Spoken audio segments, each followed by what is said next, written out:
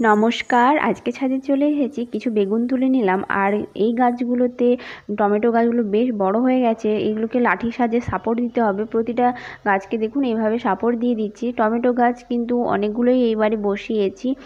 আর কিছুদিন আগে আমাদের এখানে খুব বৃষ্টি বৃষ্টি হচ্ছিল এবং মেঘলা ওয়েদারও ছিল, সেই জন্য আজকে একটু রোদ উঠেছে, ভাবলাম গাছগুলোতে একটু ফাঙ্গিসাইড নিম অয়েল মিশিয়ে একটু স্প্রে করে দিই।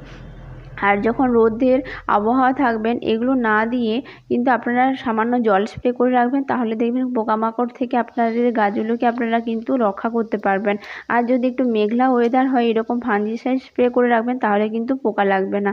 তো আপনাদের ওপরে তো আমি এভাবে যখন রোদ ওঠে এমনি জল স্প্রে করে রাখি গাছগুলোতে। আর এই গাছগুলো আমার শেডের মধ্যে ছিল, কেননা আমাদের এখানে একটু বৃষ্টি বৃষ্টি হয়েছিল, সেই জন্য শীতকালের গাছগুলোকে আমি শেডের মধ্যে রেখেছিলাম। আর এই গোলাপটা কিনেছি, আগের ভিডিওতে আমি আপনাদেরকে দেখিয়েওছি। তো আজকে তবে আসি, দেখা হচ্ছে পরের ভিডিওতে। By friend.